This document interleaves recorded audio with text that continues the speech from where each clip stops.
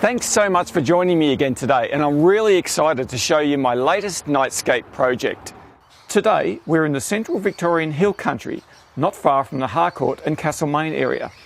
This part of the landscape is particularly beautiful at this time of year as the grasses turn green and the recent rains have given fresh life to the plants and animals.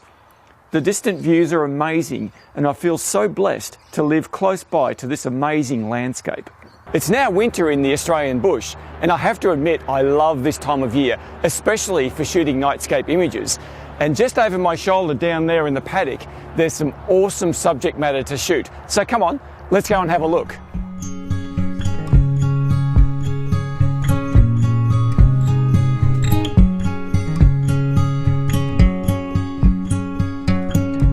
When searching for places to shoot, I'll always make sure it's a safe place to be during the night. So I'll scout out the fences, the water channels, etc. to ensure I can get through in the dark. So here we are. Oh, these are just fantastic. Have a look at these beauties.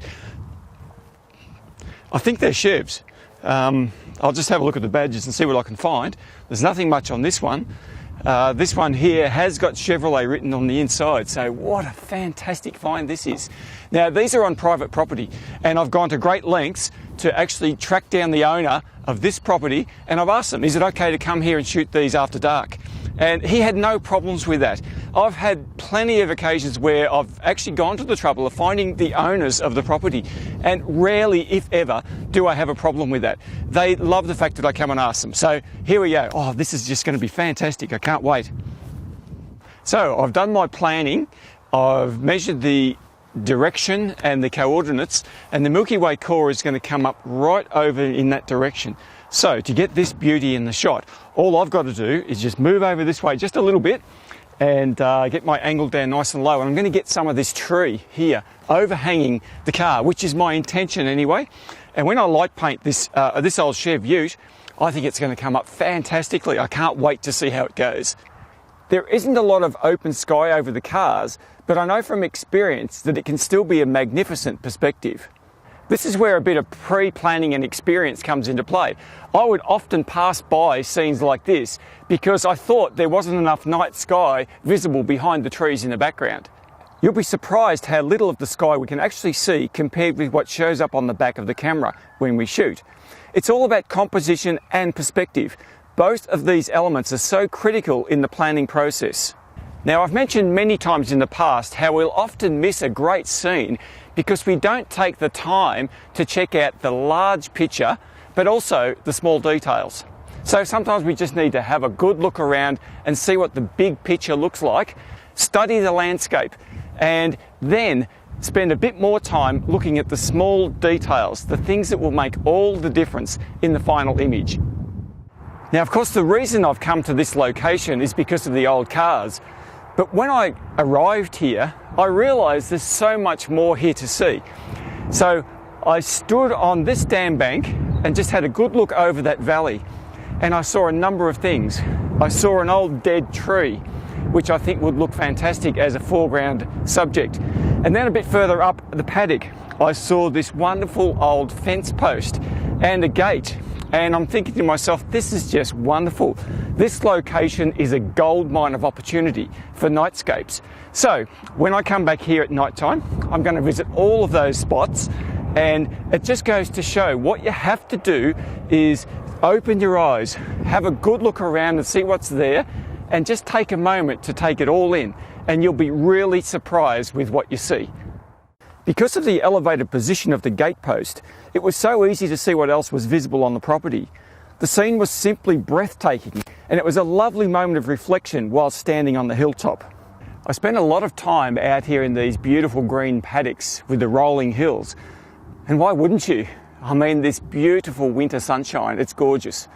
But you know, when I come back here at night time and I light paint this fence post and this fence and the grass tussocks, it is going to be absolutely gorgeous.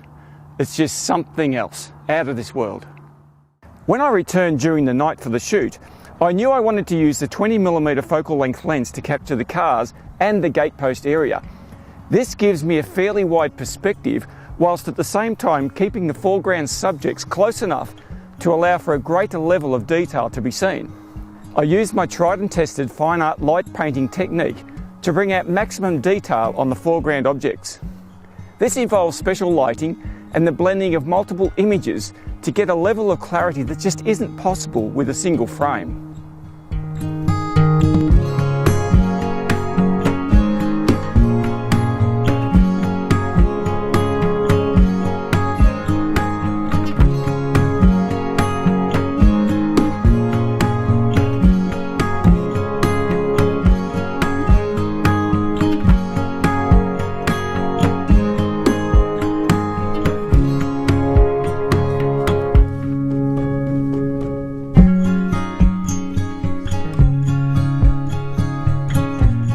When I first arrive here tonight, my plan is to set up a time lapse just here with this old dead tree in the foreground.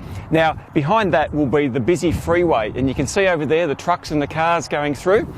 And of course, that's probably going to be about a 3.5 hour time lapse. The plan is also to start that during the daylight and move into the night time. So you'll see the lights appear. The other thing which is fantastic is the Milky Way core rising up behind the tree in the eastern sky.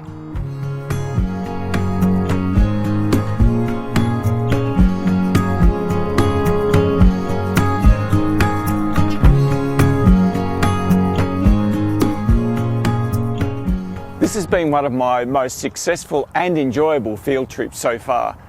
Not only do I love being out here in the sunshine in the paddocks, when I come back here at night time, the experience at night is just so beautiful.